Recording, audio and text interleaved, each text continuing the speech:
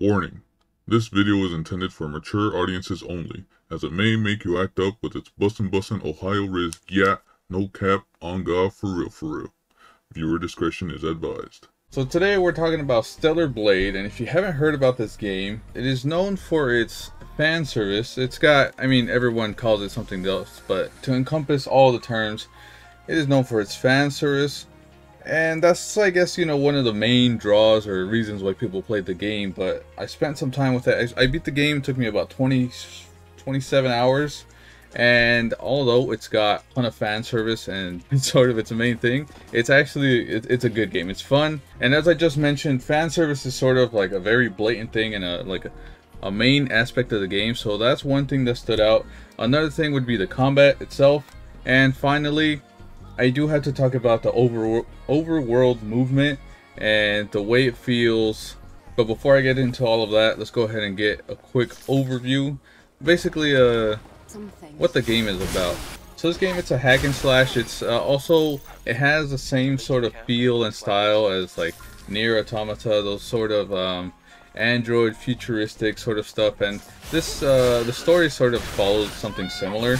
You know, you're playing as an android, and the people on the world also are androids for the most part, but they're regular humans, and then there are also androids, and something happened that basically wiped out the whole world, and you, as one of the androids, one of the warrior androids, I guess, come down, and your job is to basically get rid of what wiped out humans to start with, and that's pretty much the story. But I want to go ahead and start getting into the main thing, the biggest thing that really stood out to me, and that is the amount of fan service that is present in the game. As I mentioned earlier, that's kind of the draw to the game and why people were playing it, buying it, and what really made it stand out as a game when they were talking about it for release. And this is what where the warning comes in at the beginning of the video.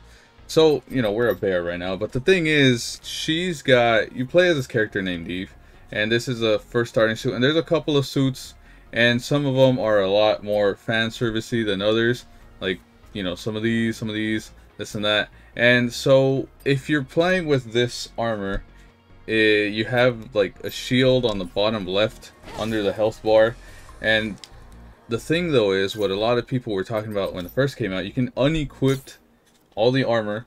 Technically you still have a suit. It's called a skin suit, but that removes the shield at the bottom. You get this more sort of revealing suit, but you lose the armor, and so you take more damage as you're playing. And then so you get to see more essentially without actually it being any sort of nudity or revealing. But then aside from just the outfits, the team they must have spent a ton of their budget on like the physics, the animation, in order to essentially make Eve as attractive as possible and make that one of the real reasons to play the game.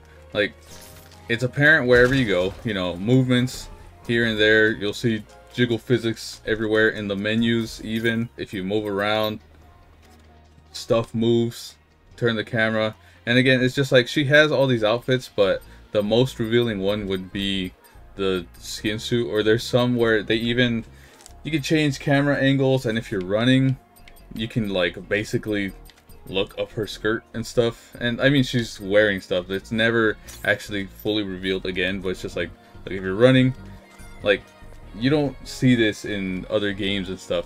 And as you play, you unlock more stuff, and fan service and the jiggle physics and everything, it's everywhere. Like, at some point you unlock the game. I'm on New Game Plus, so I already have all the skills and everything, but at some point you unlock a gun.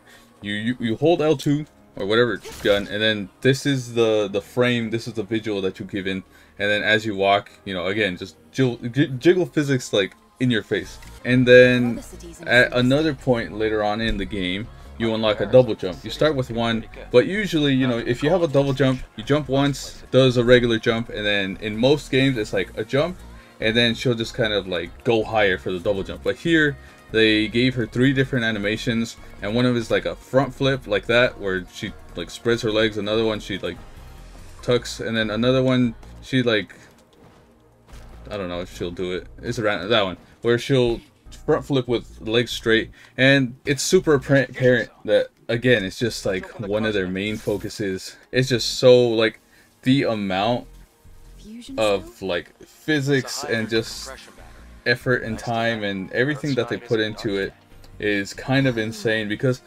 some games you sort of have like, oh, this is kind of revealing, oh, there's some physics here, but this is like, you know, hey, look at this, this is what's going on. And so at the beginning of the game, even at the, like with the trailer, or when my friend pointed it out to me, I was just like, this game's probably not going to be that good. It's literally just going to be all fan service. It's going to suck. It's not going to be actual gameplay.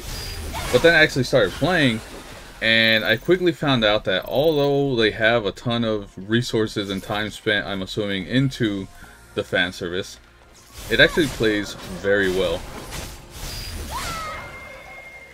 Which brings me to my second point, and the second thing that really stood out to me, which is the combat. The combat system is pretty extensive, and it feels really responsive. It feels fun. There's a bunch of different things you can do, and as you progress the game, they introduce more things, and you can upgrade different things. I will show you the skill tree right now. You do have a whole skill tree, and there's multiple skill trees. So you have your basic attacks, and you have like executions over here. You have 8 different combos. They all change, they all do different things. Some attack faster, some slower, some do like a power move at the end, some stun afterwards. And then there's also ways for you to empower the final attack.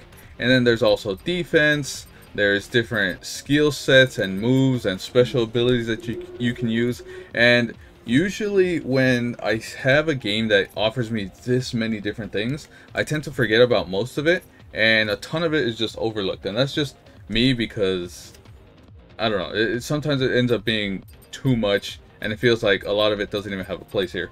But here, depending on what I'm doing, the type of enemy I'm fighting, I will use certain enemies. Like here, there's a special move, super anime move right here. It does 1,000,000 cuts, and it hits everything in the area, and so I just killed 8 units at once. And on top of flashing moves and stuff, there's a parry system and a dodge system, which, you know, this one is actually, that's a parry right there. So if you dodge at the perfect moment, it's a perfect block, perfect parry, whatever you want to call it. And there's also supposed to be a perfect dodge, but I don't know if my timing is just wrong, but it feels very delayed. That's a perfect dodge right there, but half of the time throughout the game, as I'm playing, as I'm fighting, it feels like, even though, because I can get the perfect block and the perfect parry down, I was hardly ever able to get the perfect dodge down, and it sort of just annoyed me because it has this really good combat system, except for the dodging. Adam, get back. So the problem though is, if parrying was able to be used constantly, or to block all attacks, then it wouldn't be that much of an issue. But randomly, as I'm sure he will do shortly, enemies will do a glowing attack, and you're not able to parry or dodge. You're able to dodge, you're just not able to parry. And since the dodge mechanic is a little weird, like this right here, I mean, that dodge was just way out of time, but sometimes I try to match it up the same way I would match up a perfect parry, and it just won't work. And so sometimes you'll get a boss or an enemy that will do so many different orange attacks, and if they don't respond to any of them, then you're kind of just stuck taking a ton of unnecessary damage, when otherwise I would be, you know, okay not taking damage by parrying.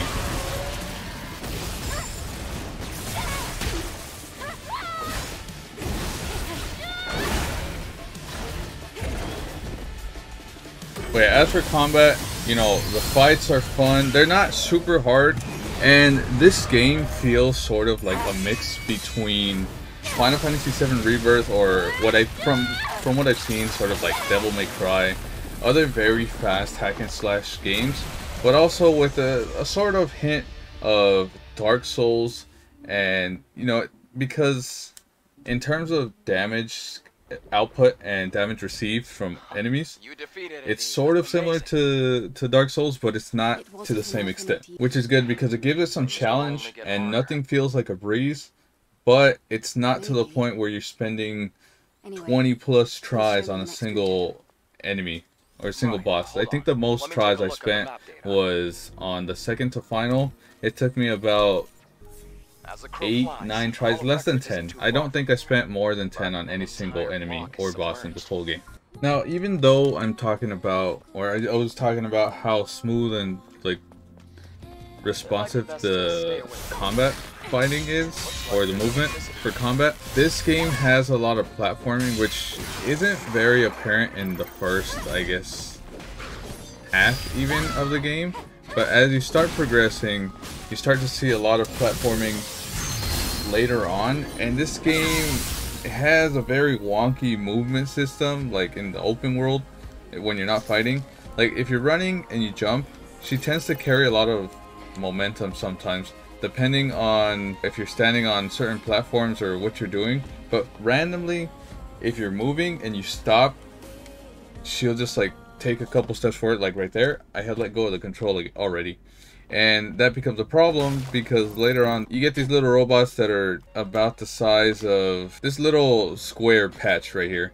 And so if you move a little bit too far to the edge, she won't grab onto the edge and she'll just fall off. And if you fall off, it'll reset you. This game sometimes does that, but other times it'll actually give you game over, whatever this menu is, and then you have to restart at a previous rest point.